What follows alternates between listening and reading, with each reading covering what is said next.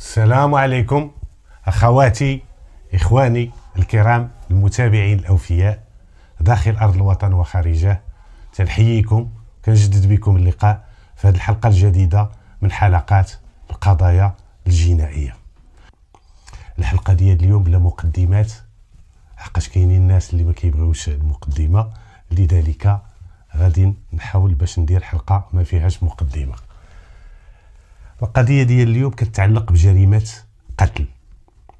كان واحد النهار، كان التاريخ ديال الوقوع ديال الجريمة هو 2016، وكان واحد النهار تلقى مركز ديال الدرك الملكي واحد الإخبارية اش كتقول بأن راه شي دراري راه لقاو الجثة ديال واحد السيدة، واحد البنت في مقتبل العمر، راها ميتة مقتولة ومرمية في واحد البلاصة خالية، ما فيها سكان، ما فيها مارة، ما فيها حتى شي حاجة.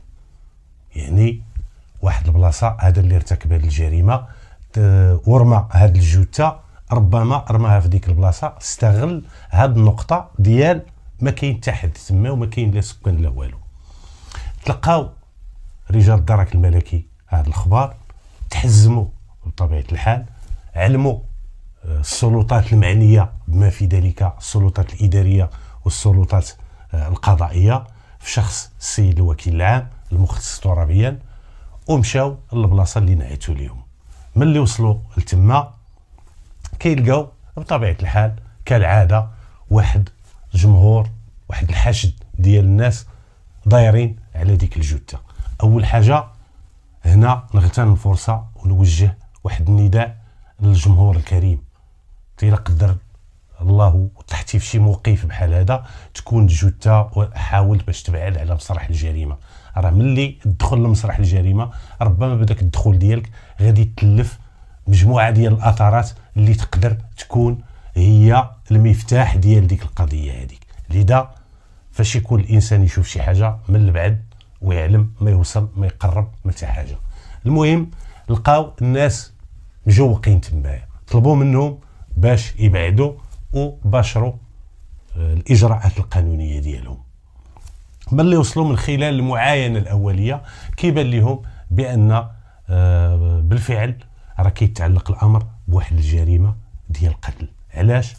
كانت الجثة ديال جنس ديال أنثى، واحد البنت تكون عندها 28 29 30 سنة اللي غادي يكون عندها في عمرها، وعندها واحد الضربة في المقدمة ديال الراس. هنا عندها واحد الضربة خايبة ومضروبة بشي آلة اللي حادة، يعني شي حاجة ماضية بحال مقدعة، بحال عندها في الجبهة، وعندها شادة ليها الضربة من الجبهة وغادية حتى للراس. من خلال هذه المعاينة كيبان بأن مسرح الجريمة ماشي هو هذاك. علاش؟ لأن إلا كان هذاك هو مسرح الجريمة غادي تكون واحد البقعة ديال الدم، غتكون بركة ديال الدم، لحقاش غتضرب هذيك السيدة. إلا تضربات بطبيعة الحال غادي يسيل الدم، وغادي يكون الدم تما في عين المكان. الدم ما كانش، يعني كان عندها تفسير واحد بأن الجريمة ترتكبات في واحد البلاصة أخرى والجثة جات ترمات تمايا. هذا هو التفسير من خلال المعاينة الأولية. من بعد زادوا تعمقوا رجال الدرك الملكي في المعاينة ديالهم وداروا تفتيش جسدي على الجثة ديال الضحية بحضور واحد جوج ديال الشهود من الناس اللي كانوا حاضرين تما. هاد العملية هذه وهذا الإجراء هذا ما عطى حتى شي نتيجة اللي تقدر تفيد في البحث. علاش؟ لأن منذ الوهلة الأولى فاش وصلوا الجدرمية تما إلى حد الساعة مازال ما تشخصاتش الهوية ديال ديك الجثة، مازال ما معروفاش ديك البنت اللي مقتولة شكون هي، مجهولة ما معروفاش. علاش؟ حقاش دوك الناس اللي كاينين تما في عين المكان حتى واحد ما تعرف عليها. فاش داروا رجال الدرك الملكي هذاك التفتيش الجسدي ما لقاو عندها حتى شي ورقة اللي تقدر تثبت الهوية ديالها. هنا كيتطرح واحد المشكل عويص اللي هو التشخيص ديال الهويات ديال الجثة. لحقاش كنقول لكم ديما الا ما شخصتيش الهوية ديال الجثة ما كيكونش عندك بزاف ديال الحلول في القضية، وما يكونوش عندك بزاف ديال الطرقان اللي تقدر تتبعهم في البحث ديالك. المهم رغم ذلك تيكون الامال وكاينه طرق علميه الحمد لله اللي تقدر باش تعرف باش تشخص الهويه ديال هاد الجثه هادي الا كانت بطبيعه الحال دايره لاكارت ولا الا كانت مدوزه شي عقوبه سجنيه. هذا هو الحالات اللي تقدر فاش تشخص الهويه ديالها عن طريق البصمات. لذلك تمت الاستعانه بفرقه التشخيص القضائي، فرقه التشخيص القضائي اللي انتقلت لمسرح الجريمه وجات لتمايا ودارت واحد العمليه تمشيطيه وحاولوا باش يستثمروا جميع الاثارات اللي كاينه تما، ولكن للاسف ما تلقى حتى اثار تمايا وما كاينش شي حاجه من ترفع شي بصمات، ما كانت حتى شي حاجه الا حاجه وحده اللي داروها هذه الفرقه هذه اللي كنسميهم جنود الخفاء واللي كنحييهم بحراره. هاد الناس هادو داروا العمليه والاجراء ديال الرفع ديال البصمات. ترفعوا البصمات من بعد تهزات الجثه بعد ما التقطت لها الصور والتقطت صور لجميع الاركان ديال حاله الامكنه، ومن بعد مشات الجثه المستودع ديال الاموات باش تخضع لواحد التشريح طبي باش يبان السبب الحقيقي وراء الوفاه ديال هاد الشابه هادي. المهم هادو اجراءات كامله. من بعد دارت واحد العمليه تمشيطيه تما كيديروا واحد الراتيساج تما، ربما يلقاو شي حاجه اللي عندها علاقه بهاد الجثه هادي. هاد العمليه هادي ما عطات حتى هي حتى شي نتيجه ايجابيه، وبداو رجال الدرك الملكي البحث ديالهم، وبالاستماع اول واحد كيستمعوا ليه واحد جوج ديال الشبان يكونوا في العشرينات ديال عمرهم. هاد الجوج ديال الشبان هما اللي اكتشفوا الجثه، هما اللي لقاو الجثه وهما اللي بلغوا عليها. استمعوا لهم التصريحات ديالهم بجوج كانت متطابقه وكتقول بان هاد الجوج هادو اصدقاء ولاد حي واحد ومولفين كيديروا ديما الرياضه مع الصباح، فاقوا مع الصباح مع 6 الصباح كالعاده وكيدوزوا من ديك الطريق من ديك البلاصه كيجريو وكيرجعوا. قال لك بجينا فاش وصلنا هاد البلاصه هادي فين كانت الجثه، قال لك تفاجئنا بانت لنا بنت مرميه تما. قال لك اقتربنا ليها، قال لك عرفناها بانها راه مقتوله، قال لك وبلغنا. هادشي اللي كان، وصريحات ديالهم اكدوا فيها بانهم لا علاقه لهم بديك السيده، ما كيعرفوها لا من قريب ولا من بعيد.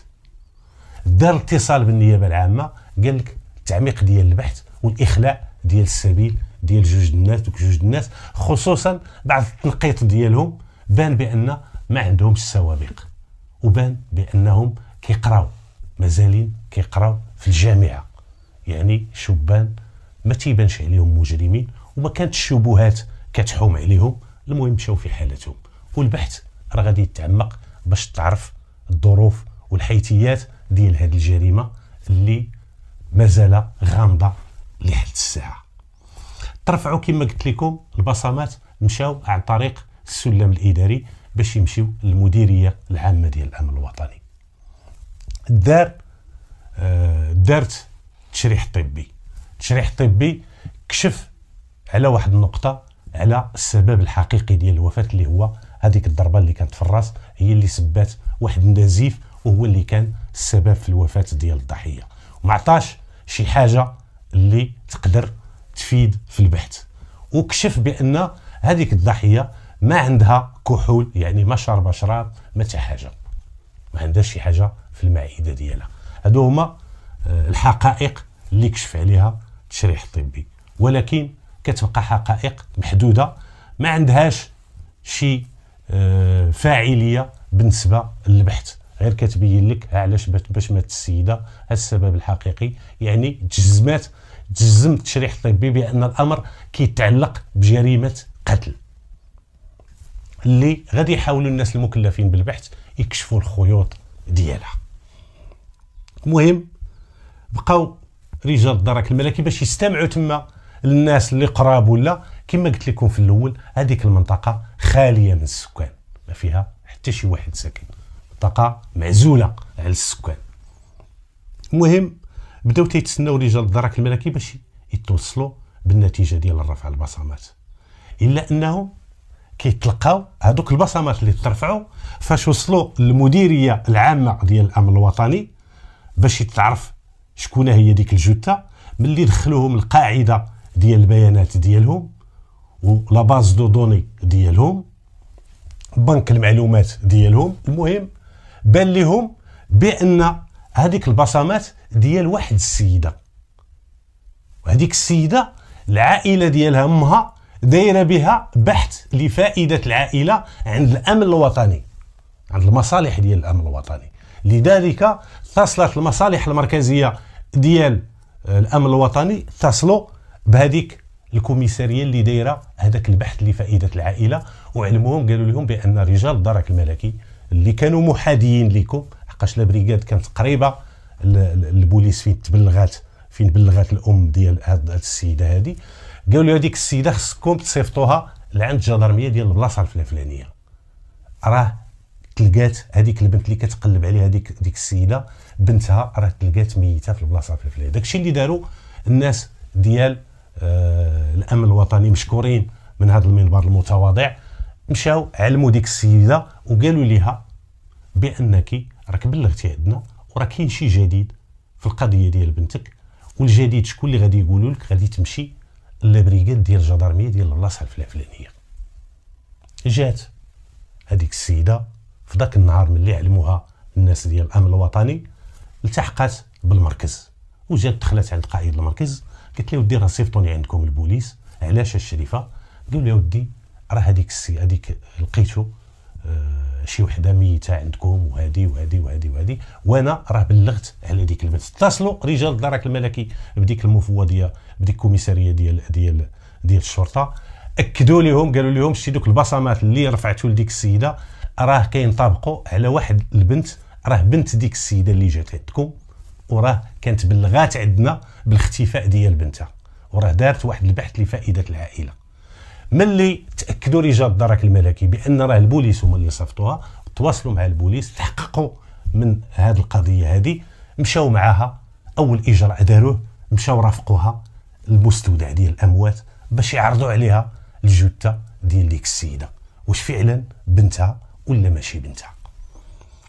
بطبيعه الحال في هذه الحالات هادو خصك توجد الانسان، توجده نفسيا. علاش؟ لحقاش ماشي شي حاجه سهله باش غتوريه الكبده ديالو مقتوله، راه ماشي شي حاجه سهله. يعني خص تكون اون بريباراسيون، تكون واحد هذاك السيد اللي غادي ديك السيده خصك توجدها، تكون مستعده نفسيا وتكون عندها القابليه باش تلقى داك الخبر. يعني وجدوها نفسيا، مشاو معاها، حاولوا باش يقنعوها ويدخلوا لها لراسها بان هذا هو القدر ديال الله، هكا قسم عليها الله، راه هاد السيده راه مات، هاد الشيء اللي عرف الله، وهذاك هو المصير ديالنا كاملين، غير كل واحد كتختلف الاسباب ولكن تيبقى الموت واحد. المهم مشاو معاها، وصلوا تما بعد الاتصال بالاداره ديال المستشفى، عرضوا عليها، رافقوها المستودع ديال الاموات وجبدوا هذيك الضحيه. ملي تعرضت عليها من الوهله الاولى تعرفت عليها بكل سهوله، اكدات من خلال الملابس اللي وراو ليها الملابس، بان بان السيده راه عارفه اللباس ديال بنتها، ومن خلال الملامح ديال الوجه عرفات بنتها واكدات وجزمات بان راه بنتها هذيك. في هذه الحاله هذه هي تشخصات وتحددات الهويه ديال الضحيه. الحمد لله الامور دابا غادي تولي بزاف ديال الحلول غادي تكون عندك في البحث اللي غادي يتبعوها الناس المكلفين بالبحث.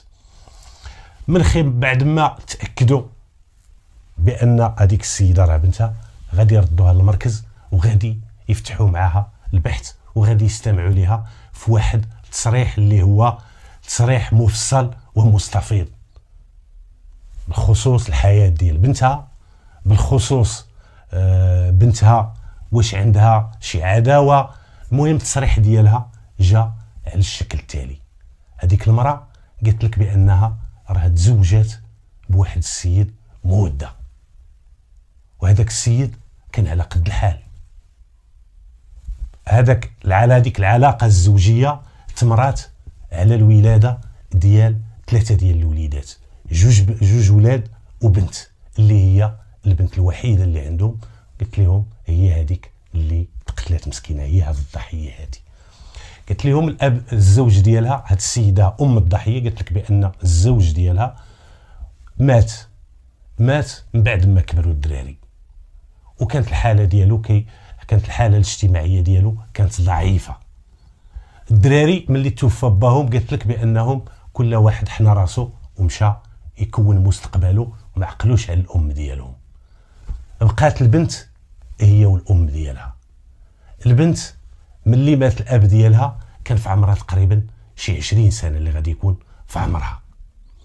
لقات هذيك البنت الضحيه اللي هي الضحيه، قلت لك الام لقات راسها مرغمه باش تخرج تخدم باش تعاون امها وباش توفر لقمه العيش. ناضت مسكينه هاد الضحيه هذه اللي مات، ناضت بدات كتخدم وكتقلب على الخدمه حتى لقات واحد الخديمه في واحد القهوه، سربايه مسكينه في واحد القهوه. واخا ان الاجر المهم راه ماشي شي اجر كبير، ولكن اللهم كما كيقولوا بالعاميه ديالنا اللهم لا عمش ولا العمى. المهم كاين واحد المدخول كيدخل كيقشقشوا به وعايشه به هي والام ديالها. قلت لهم خدمات مده سنه تقريبا. قلت لهم من بعد هذيك السنه قلت لهم كانت تدوز من واحد البلاصه وكانت يشوفها واحد السيد كان عنده واحد المحل ديال التجاره، اغرم بها وعجبته البنت. واحد النهار تعرض عليها في الطريق، السلام لاباس بخير هانيه، قال لي عافاك الله يجازيك بخير، انا جاي قاصدك والمقصود الله، انا ما كنعرفكش وما كنعرفش داركم، عجبتيني وراه بغيت نتزوج بك على سنه الله ورسوله. نعتات ليه الدار ديالهم، قلت ليه الاب ديالي راه توفى وراه باقا غا الام وكاين جوج خوتي، راه كل واحد فيهم فين كاين اجي خطبني وما كاين حتى باس، مرحبا مادام بغيتي الحلال اجي لدارنا. قال لها مرحبا. هذاك السيد ما تعطلش، مباشره مشى عندها للدار ديال الام ديالها استشرت مع الاخوان ديالها، وافقوا. قلت لهم وزوجناها. وكان داك السيد الله يعمرها دار كان مهلي في مرته، تزوج بها على سنه الله ورسوله، مهلي فيها بخير وعلى خير، الامور عاديه. حتى لواحد النهار كتب عليه الله واحد المكتب، دار كسيده من بعد ما ولدات ليه هذه الضحيه واحد البنت. عام مور الزياده ديال البنت توفى الرجل ديال الضحيه في حادثه سير. قالت لهم الام لقات عاوتاني السيده راسها رجعات عاوتاني للحاله اللي كانت عليها. واحد الوقيته كتقول الحمد لله لقات واحد الراجل اللي حضنها وولدات معاه بنيوتها، وكتقول بخير وعلى خير. ولكن قدر الله وما شاء فعل، توفى عاوتاني لقات راسها عرضه للضياع، خصوصا ان ذاك السيد ما كانش عنده شي مريد اللي هو قار، كانت عنده واحد التجاره على قد الحال. المهم عايش بخير وعلى خير، ما عندوش وما خاصوش. فاش مات انقطع هذاك الرزق، ما بقاش مني شكون اللي غادي يصرف عليها. ولكن قلت لكم توفى الزوج ديال الضحيه، توفى على اثر حادثه سير. فاش مات دارت المعاينه، مشى الملف ديال ديك الحادثه سير للمحكمه، وحكمات المحكمه بواحد الديه، واحد التعويض مادي كان جا في النصيب ديال ديك الزوجه ديالو اللي هي الضحيه اللي مات، جا في النصيب ديالها 30 مليون. هذيك 30 مليون قلت لهم راه شداتها وبقات عايشه في ديك الدار وبقات كتخدم، رجعات عاوتاني للخدمه، والبنت مازال صغيره كتخليها عند الام ديالها ملي تمشي تخدم. قلت لهم حتى النهار ديال الاختفاء ديالها فاش بلغات البوليس، قلت لهم جات عندي مع الجوج، حطات عندي البنت وقالت لي الوالده راه غادي نمشي نقضي شي غرض وغادي نرجع. قلت لهم مشات ما رجعاتش. قلت لهم بقيت كنعيط ليها في التليفون ديالها ما كتجاوبش، تيصوني التليفون حتى هي ما كتجاوبش. قلت لهم الغد ليه في الصباح عاوتاني تسنيت حتى الصباح، ربما عندها شي عذر، ربما شي حاجه، ربما هادي. قلت لهم بقى نعيط في التليفون، لقيت التليفون ديالها طفى، ماشي ما كتجاوبش، ما بقاش دابا كاع كيصوني. قالت لهم ديك الساعه قلت لها بنتي ما يمكنش غتسمح في بنتها وتزيد، ضروري وقعت ليها شي حاجه. مشات قالت لهم داكشي علاش مشيت عند المصالح ديال الامن ودرت واحد البلاغ ديال البحث لفائده العائله. قلت لهم ديت الصوره ديالها عطيتها لهم وراه داروا الاجراء ديالهم. قلت لهم هادشي اللي كنعرف، والبنت راه كانت عايشه بوحدها في الدار اللي كان كاري الزوج ديالها. قالوا ليها واش عندها بنتك واش عندها شي اعداء؟ قلت لهم لا، ما عندها حتى اعداء، عندها نزاع وما مفاهماش مع واحد الطرف اللي هو العائله ديال الزوج ديالها، لحقاش ما كانوش قابلينها باش تكون الزوجه ديال ولدهم. قلت لهم هادشي اللي كان عندها، من غير هادشي عمرها ما كان عندها شي نزاع ولا شي خلاف مع شي واحد. هذا هو التصريح ديال الام ديالها. هذيك الفلوس واش حطاتها في البنكه ولا حطاتها هذيك الديه اللي شدات كانت جاتها تقريبا 30 مليون اللي جاتها في النصيب ديالها. قالوا هذيك الفلوس، قالت لهم هذيك الفلوس ما نكذبش عليكم انا قالت لي بان راه حطاتها في البنكه. شدوا من عندها رقم النداء ديالها ديال التليفون باش دار عليه الخبره، باش يتعرف مع من كانت تهضر هاد الضحيه هذه. وقالوا ليها باش غادي ترافقهم باش يمشيو يديروا التفتيش في الدار ديال الضحيه، لحقاش على حسب الاقوال ديال الام ديالها بان الضحيه كانت ساكنه هي وبنتها بوحدها. مشاو داروا التفتيش. خلال هذه العمليه ديال التفتيش ما لقاو حتى شي حاجه، وكان لقاو الوراق ديال البنكه، عرفوا فين فاتحه الحساب البنكي. هادشي اللي كان في هذه العمليه ديال التفتيش. سولوها رجال الدرك الملكي، ايضا سولوا الوالده ديالها واش مور مات الزوج ديالها واش كانت عندها شي علاقه مع شي حد، ما عمرها عاودت لك شي حاجه، ما عمرها قالت لهم لا والو. بنتي كانت داخله سوق راسها مقابله بنتها وخدامه على راسها، لا اقل ولا اكثر. هادشي اللي كان نعرف عليها. مهم من خلال الاستماع ديال الام كاينه معطيات ديال شدات واحد الديه ديال 30 مليون، واحد النصيب ديالها التعويض المادي على الوفاه ديال الزوج ديالها. هنا تيبقى ربما تكون ديك 30 مليون هي سبب البلا. اول حاجه فكروا فيها هي انهم يديروا الناس المكلفين بالبحث هما انهم يديروا واحد الطلب للنيابه العامه في شخصيه الوكيل العام المكلف المختص ترابيا باش يمشيو لذاك رقم الحساب ديال اللي لقاو الوراق ديالو في الدار ديال الضحيه، باش يشوفوا في الحساب ديالها واش دخلات ديك 30 مليون، واش كاينه تما واش ما كايناش تما، يعرفوا اشنا هو المآل ديال ديك 30 مليون. لحقاش الا كانت 30 مليون تما ربما غادي يكون القتل، والسبب ديال القتل والدافع وراء القتل هو شي سبب اخر ماشي هي 30 مليون. ولكن الى حد الساعه التفسير اللي عطاوه الناس المكلفين بالبحث والتخمين اللي داروه هو انه من المحتمل تكون ديك 30 مليون هي سبب هذه القتيله هذه. المهم اللي شدوا هاد المسائل هاد الاذن باش يمشيو يديروا الكشف ديال الحساب ديالها في الحساب البنكي، مشاو الناس المكلفين بالبحث وشدوا واحد الكشف اللي هو مفصل ديال الحساب ديالها. بان بالفعل بان الضحيه كانت حطات في الحساب ديالها 30 مليون، وديك 30 مليون بقات في الحساب ديالها واحد المده، ولكن من موراها بدات كل مره كتيري واحد المبلغ مالي، واقل حاجه كانت تتيريها مليون 10,000 درهم، اقل حاجه اللي كانت كتيريها. ولاحظوا بان النهار فاش اختفت البنت هذيك الضحيه، نهار اختفت تيرات من البنكه تقريبا مع هذيك جوج ونص تيرات 4 المليون اللي تيرات، ولقاو بان ديك 30 مليون بقات منها تقريبا 6 الملايين اللي بقات منها، دات 4 المليون نهار اختفت، وديك 4 المليون ما تلقاتش عندها ملي تقلبات، ودار تفتيش في الدار ديالها ما كاينش ديك 4 المليون. يعني فين مشات هاد 4 المليون؟ وهاد المبالغ الماليه اللي كانت كتيري فين كانت تديهم؟ لحقاش ما كانتش تتيري 2000 درهم ولا شي حاجه باش تصرف، كتيري مبلغ ديال مليون الفرنك، 10,000 درهم، 15,000 درهم، يعني تيرات واحد المبلغ كبير. فين دارتو هاد السيده هادي؟ تقريبا ما يقارب 20 مليون مشات، وعاد زيد عليها 4 المليون لحقاش لقاو في الحساب كما قلت لكم 6 المليون اللي تلقات.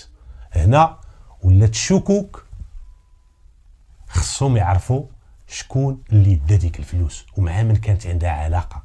وكان واحد الفرضيه داروها الناس المكلفين بالبحث. ربما هاد السيده هادي مور هاد الضحيه مور الوفاه ديال راجلها، ربما كان عندها شي عشيق، ربما كانت عندها شي علاقه خارج الاطار الشرعي ديال الزواج، وكانت كتعطيه هاد الفلوس. هذه هي الفرضيه اللي تعطات من خلال هاد المعطيات اللي سميتو. ودار عاوتاني واحد الطلب بعد الحصول على الاذن ديال النيابه العامه، مشى للبنك المغرب باش يبين، طلبوا منه الناس المكلفين بالبحث من البنك المغرب بعد الحصول بعد التاشير ديال النيابه العامه باش يشوفوا عند البنك المغرب واش ديك السيده واش كان عندها غير حساب بنكي واحد اللي هو هذاك اللي لقاو الوراق ديالو، اكو ما عندها شي حساب اخر، شي كونت اخر، وكتهز من هنا وكتحط هنا. ملي دار هذا الاجراء هذا بان بان ديك السيده عندها حساب بنكي واحد هو هذاك، ما عندهاش شي حساب اخر. دارت الخبره ديال الهواتف ديال رقم النداء ديالها باش يتعرف مع من كانت كتهضر هاد السيده ومع من كانت عندها علاقه. وغادي يحاولوا يركزوا في استثمار ديال الخبره ديال ارقام الصادره والوارده على اللي كانت كتعيط ليها وتعيط لهم الضحيه. غادي يحاولوا دوك الايامات اللي كانت كتيرا فيها هذيك الفلوس اللي كاينه في داك الكشف ديال الحساب البنكي ديالها. مع فاش كتيري الفلوس مع تتهضر، ربما غير كتخرج من البنكه كتعيط للسيد. دارت واحد العمليه استقراء ديال الكاميرات اللي كانوا في البنكه، لحقاش كانت كتمشي ما عندهاش الكارت كيشي، كتيري بلا كارت وما عندهاش الشيك، كتمشي كتحط لاكارت ديالها وكدير الميزا ديسبوزيسيون، ما عندها لا شيك لا حتى حاجه. عند هاد السيده هادي اخر نهار فاش اختفات، اكو ما جا معاها شي واحد البنكه، اكو ما قلبوا الكاميرات بان بان جات بوحدها. هذاك النهار فاش اختفات، فاش تيرات 4 المليون جات بوحدها، ما جا معاها حتى واحد، وتيرات وخرجت وكانت غير بوحدها. يعني حتى الكاميرات ما عطاو حتى شي نتيجه. وبقى الامل الوحيد هو ان الخبره ديال الهواتف تعطي شي نتيجه. ملي جات الخبره ديال الهواتف ديال الرقم ديالها ديال رقم النداء ديال الضحيه، كشف بان هذاك وقت ما تيرات الفلوس حاولوا يتفحصوا ديك الخبره، وكما قلت لكم النهارات اللي تيرات الفلوس لقاو بان واحد الرقم كتعيط ليه الضحيه وقت ما تيرات الفلوس، كتخرج لحقاش كاين في الكشف ديال الحساب النهار فاش تيرات، كتخرج كتعيط. دوك الايامات كاملين كيتلقى داك الرقم كتعيط ليه.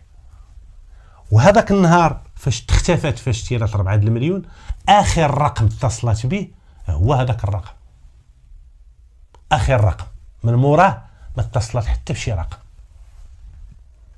يعني خصو يتعرف داك الرقم ديال من هذاك الرقم ما كان مكتوب سميت حتى شي واحد، كان مجهول ما معروفش.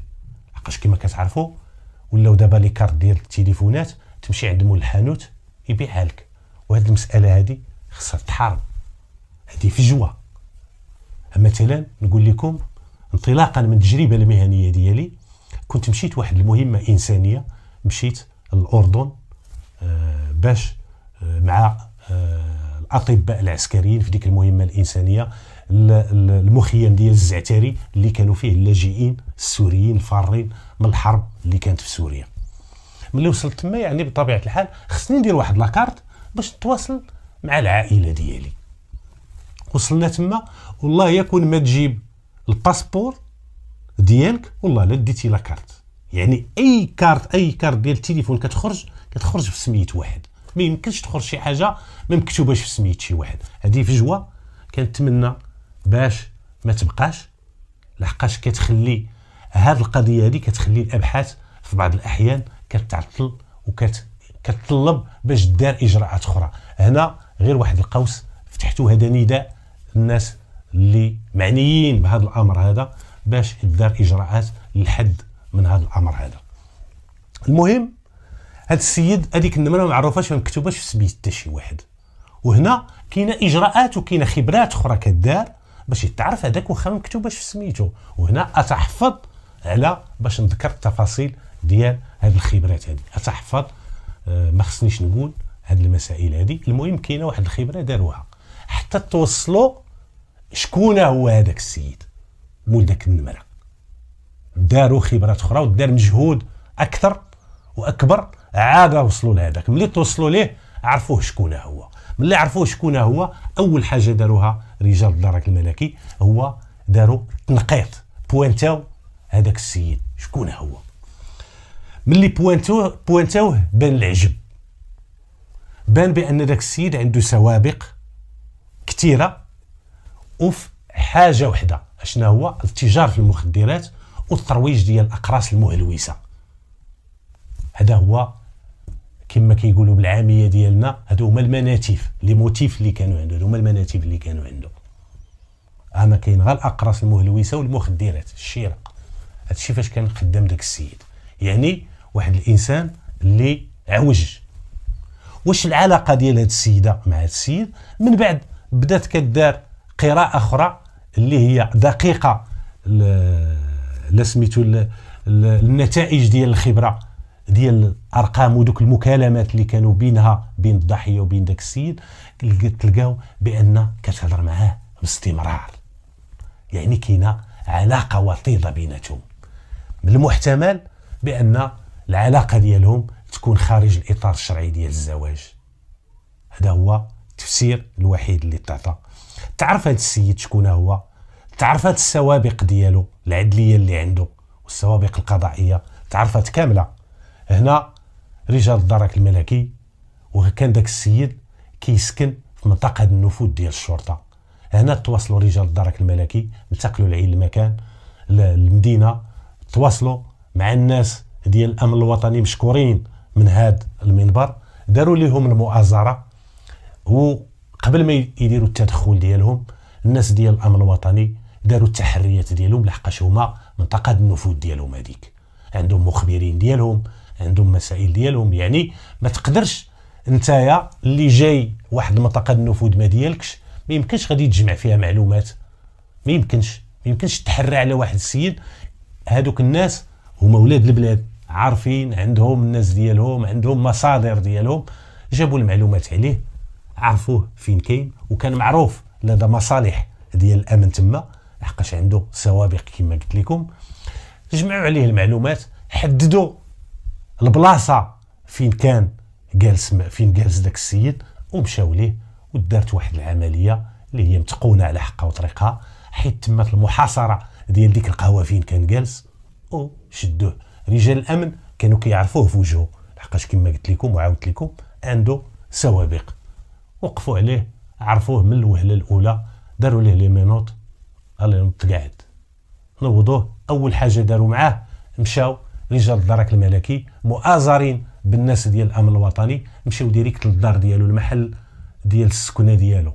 هذاك السيد كان ما مزوج، كان باقي عزري. دارت واحد العمليه ديال التفتيش في الدار ديال هذا السيد، هذا المشتبه فيه اللي مشكوك في الامر ديالو، اللي باقي الى حد الساعه غير متهم، وباقي يعني ما ثبت عليه حتى حاجه. يعني دوك المكالمات ماشي شي حاجه اللي تقدر تثبت، لحقاش ما كاينش المضمون ديال المكالمات. غير المهم هذيك المكالمات كتقوي الشكوك على داك السيد بان عنده علاقه. ملي شدوه تما قبل ما يمشيو سولوه على ديك السيده، نكر من الوهله الاولى، نكر اي معرفه بها. قالوا ليه الهاتف ديالك، عطاهم الهاتف، الرقم ديالك، قال لهم الرقم ديالي. الرقم اللي عطاه مطابق لذاك الرقم اللي تلقى في دوك الخبره ديال الهاتف ديال الضحيه اللي كانت كتعيط معاه، رقم مطابق. وتيقول لك ما عرفتهاش، وكاينه قيام هاد المكالمات بيناتهم. يعني هاد السيد مادام تيكذب عنده واحد الحقيقه من موراه بغى يخفيها وبغى يخزنها. لذلك مشاو داروا اجراء ديال التفتيش. هذا الاجراء ديال التفتيش ما عطاش شي حاجه اللي تقدر اسمي الا حاجه وحده. لقاو رجال الدرك الملكي بعض لي كارت ميموار، هذوك الزرق وكيكونوا زرق كحلين، دي كارت ميموار تلقاو في واحد البواطه، وكانوا كثار دوك لي بواط لي كارت ميموار كانوا كثار، هذيك اللي كتخزنوا فيها اي الفيديوهات، يخزنوا فيها الاوديوات، كيخزنوا فيها. المهم هذوك كان الفضول ديال رجال الدرك الملكي، ما غفلوش هذه القضيه.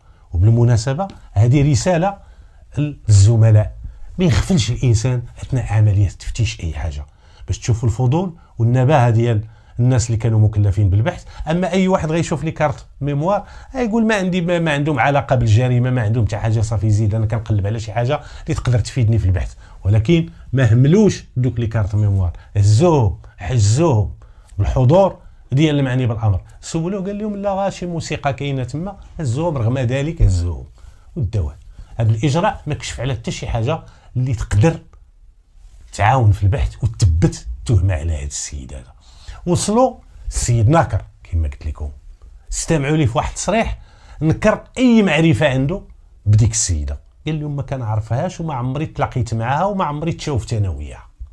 يعني السيد ماسح السما بليقه كما كيقولوا بالدارجه ديالنا وبالعاميه ديالنا. بداو رجال الدرك الملكي الفضول ديالهم دفعوهم باش يقلبوا في دوك لي كارت ميموار اللي حزوا عنده في الدار. ملي قلبوهم كيلقاو فيهم مفاجاه.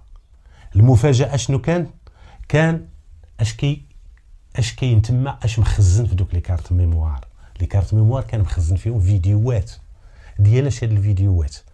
هاد الفيديوهات كان فيهم كاملين بدون استثناء، كاع الفيديوهات اللي كاينين في دوك لي كارت ميموار، تقريبا شي 5 لي كارت ميموار كاملين. دوك الفيديوهات فيهم هذيك الضحيه هي وهذا المتهم هذا مصورين في اوضاع مخله للحياه وفي اوضاع حميميه. سولوه بطبيعه الحال رجال الدرك الملكي شكون اللي صور هذا الشيء؟ غادي تجاوبنا كتقول لنا ما عرفتيش الضحيه، هي الضحيه معاك وفي دارك، وهذا الشيء مصور عنده في الدار ديالو في بيت النعاس ديالو. غتعطينا تفسير لهذا الشيء؟ انت كتقول ما عرفتيهاش، نكرتي التليفونات، دابا هما الفيديوهات تلقاو عندك في هاد لي كارت ميموار.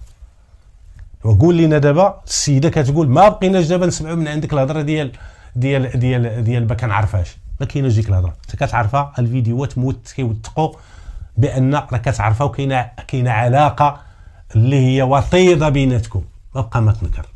عرضوا عليه داك الشيء، قالوا يلاه جاوبنا. امام هاد المسائل هذه وهاد المعطيات هذه بطبيعه الحال تحاصر بالاسئله، وقالوا ليه اعطينا شي جواب مقنع، وعلاش كذبتي في التصريح الاول، علاش نفيتي، ها هو دابا بان. يعني كاينه واحد الحاجه بغيتي تخفيها، واحد الحقيقه، راه ما غنتفارقوا معاك حتى نعرفوا الحقيقه. هنا ملي تحاصر وما لقى باش يجاوب، لقى راسو مرغم باش يعترف بالجريمه. وكان التصريح ديالو على الشكل التالي، قال لهم بان بالفعل السيده كانت يعرفها الضحيه. قال لهم مور ما مات الزوج ديالها، قال لهم بقيت كنتربص ليها، قال لهم بقيت كنتربص ليها وبقيت كنتبعها اليوم غدا اليوم غدا. قال لهم في الاول كانت تنكر باش كانت كترفض باش تهضر معايا في الشارع وما كانتش كتعطيني وقت. قال لهم ولكن انا كنت مصر بانني ما نتفارقش معها. بقى تابعها حتى واحد النهار وصل المبتغى ديالو، تجاوبات معاه، هضرات معاه، تبادلوا التليفون، ولاو تيتعيطوا. قال لهم حتى ولات علاقه بيناتنا، حتى ولا تيفرض عليها باش ولا يقترح عليها باش يمشيو يتختلاو في الدار ديالو، لقاش كانت عنده الدار وكان هو ما مزوج. وقال لهم خلال اللقاءات اللي كنت كنتلاقى معاها قبل ما نمشي نبدا نقول لها الدار، قال لهم كانت بحث ليا بواحد السر باش تعرفوا راه بعض المرات راه فمك راه يقدر تجيك منه العافيه، فمك تقدر تجيك منه العافيه. لذا الانسان خصو يعرف اش كيخرج. كاينه مسائل اللي خصها تبقى عندك، الا خرجتيها راه كتشكل عليك خطر وغتجبد عليك البلا. بحال هاد السيده كما قال هاد السيد، قال كان تيتلاقى معاه في الاول ما فراسو هو حتى شي حاجه، ولكن ملي بدا كيتلاقى معاها برا، كيتلاقاو في القهوه، يتلاقاو في هادي، بحث ليه بواحد السر اللي هو انها راه عندها واحد الديه ديال 30 مليون، وراح حطاها في البنكه باش دير بها شي مشروع. هنا السيد ملي سمع هاد المعلومه اللي قالتها ليه الضحيه، ماشي غير سمعها وطلقها، سمعها وشدها في راسو وبدا كيفكر في شي حيله باش يدي ديك الفلوس، ولا طمع في ديك الفلوس. ولا السيده قلت لكم ولات شد ديك المعلومه، قال لهم خليتها عندي، حتى تطورت العلاقه ديالهم، ولات كتمشي عنده للدار. ملي ولات كتمشي عنده للدار ولا فكر في هذه الخطه وفي هذه الحيله ديال بدا يصور هذوك اللقاءات الحميميه اللي كتكون بينه وبيناتهم، كيصورهم. ملي صور وجمع عليها مجموعه ديال الفيديوهات، قال لهم وليت كنبتزها. هذيك الفلوس اللي كانت تتبان كتخرج ب 10000 درهم 15000 درهم، هذيك تقريبا 20 مليون اللي خرجات ما معروفاش لمن تعطات وفين مشات، كانت تعطيها لهاد السيد هذا. علاش؟ لحقاش كيقول لها غادي تعطيني قد وقد رانا واقف عليه، ولا راه غادي ننشر لك هاد الفضيحه ديالك في مواقع التواصل. ولا كيبتزها، هي خافت من الفضيحه، كاين خوتها غيقتلوها، ما غيرضاوش داك الشيء، وغادي تشوه عائلتها. ولات بين المطرقه والسندان، ولات كترضخ ليه الابتزاز ديالو، ولات كتعطيه. قال لهم كتعطيني كتعطيني كتعطيني كتعطيني. قال لهم هذاك النهار ديال الاختفاء ديالها، قال لهم كنت عيطت لها وطلبت لها 2 المليون وقلت لها ضروري. قال لهم وديك 2 المليون كنت تابعه عليها شي سيمانه. قال لهم وكانت حددات معايا هذاك النهار فاش اختفات. قال لهم مشات دازت هزات تيرات هذيك 4 المليون. قال لهم وجات عندي ديريكت للدار. قال لهم ملي دخلت للدار، قال لهم جبدات الفلوس من الصاك ديالها. قال لهم شدات عندها 2 ملايين وعطات 2 ملايين. قال لهم قلت لها هذيك 2 ملايين اللي غتشديها حتى هي غتعطيها ليا. قالت لهم قال لهم هي ما بغاتش، رفضات، مني منك مني منك مني منك. قال لهم كانت عندي واحد المقده هزها، قال لهم شيرت عليها للراس قتلتها. قال لهم هز يديك 2 المليون اخرى باش يدي 4، ما بقاش قنع ب 2 المليون اللي يطلب، مع شاف 2 اخرى طمع، والطمع طاعون دا هذيك 4 كامله. قال لهم ملي وصل الليل، قال هو عنده التريبورتور، قال لهم هزيت التريبورتور، قال لي ولويت الجوته درتها في التريبورتور مع شي 2 الليل، خرجتها لديك البلاصه اللي هي كتدخل ضمن منطقه النفوذ ديال الدرك الملكي، وجات خاليه. قال لهم تما رميت الجوته، يعني تقترفت الجوته في منطقه النفوذ ديال الشرطه، ولكن الجوته عثروا عليها الناس في منطقه النفوذ ديال الدرك الملكي. اعترف، هذا هو اللي كان في هذه الاعترافات ديالو، يعني هو اللي قاتل هذه السيده. من بعد ما اعترف توثق هذا الاعتراف ديالو في تصريح رسمي سنى عليه بطبيعه الحال، دار اتصال بالنيابه العامه، قالوا لهم الوضع ديالو تحت التدابير ديال الحراسه النظريه. ومن بعد انتقلوا معاه للدار ومشاو للدار عاوتاني على بغرض واحد، الا وهو باش يجيبوا اداه الجريمه. لحقاش قال لهم ضربتها بمقده للراس، هذيك المقده فينا هي؟ قال لهم راه كاينه في الدار. مشاو للدار، تحجزات ديك المقده اللي هي اداه الجريمه، سدوا الدار ديالو ومشاو رجعوا الله بريكاد، وداروا عاوتاني الغد ليه دار الاجراء ديال اعاده التمثيل ديال الجريمه. ومن بعد وجدوا ليه الناس المكلفين بالبحث واحد المسطره اللي هي مغيزه على حقها وطريقها، وقدموه بعد انتهاء المده القانونيه ديال الحراسه النظريه، قدموه امام انظار جناب الوكيل العام، اللي بعد ما استنطقوا حالوا على التحقيق، وكان اعترف جمله وتفصيلا بجميع الافعال المنسوبه ليه، كما اعترف بسميتو اعترف بالجريمه اللي اقترفها، واعترف امام قاضي التحقيق ايضا. دار ليه الايداع في السجن، وكان داك التريبورتور ديالو بطبيعه الحال كان تحجز حتى هو، وكان دار في المحجز البلدي تحت التصرف ديال العداله. لحقاش هذيك هذيك الات هذاك واحد وسيله نقل ذات محرك تستعملت في واحد الجنايه حتى هي كتحجز، وذلك طبقا لتعليمات ديال النيابه العامه. كان بعد استكمال التحقيق تحال الملف ديالو على الجلسات، وكان راج الملف ديالو في عده جلسات، وكان صدر في حقه حكم ابتدائي استئنافي، ومن بعد حكم استئنافي اللي كان هو الحكم الاخير، وكان 30 سنه سجنا نافذا. 30 سنه باش مشى هذا السيد هذا. علاش؟ طمع في الفلوس، صدق لا فلوس. السيده مشات ضحيه ديالاش؟ ديال فمها، لحقاش ما كتماتش الاسرار ديالها. كما قلت لكم، راه بعض المرات راه من فمك غادي تجيك العافيه. هذه هي العبره، وهذا هو الدرس من هذه الحلقه هذه، هو ان الانسان راه ملي كتقول لواحد اخر اش عندك الاسرار ديالك، خصوصا الممتلكات ديالك والفلوس اللي عندك ولا الذهب ولا، راه عرضتي حياتك للخطر، راه وليتي فريسه، وليتي انسيبل. يعني كاينين الناس اللي ما عندهمش حدود، ناس اللي طمع عاملهم العينين، ناس بحال هاد السيده نتوما هتشوفوا واتخاذ دروس، ماشي غير اللي جا عندك وتمشي معاه للدار. بحال هاد السيده كانت تمشي معاه، هو ولا كيصورها ولا كيبتزها، او دا ليها فلوسها. يعني الانسان يعرف فين تيحط رجليه، والحاجه وما بنيه على باطل فهو باطل. يعني الانسان يحاول يبعد السبل ديال الحرام والطرق والطرقان اللي محرمهم الله. هاد العلاقات خارج الاطار الشرعي ديال الزواج، وتتكون هكا انسان الا بغيتي الزواج الوالدين وسالات. اما فاش يولي الانسان ما كيلتزمش بالتعاليم ديال الدين ديالنا وبالتعاليم ديال الاسلام، يعني راه كيعرض راسو، راه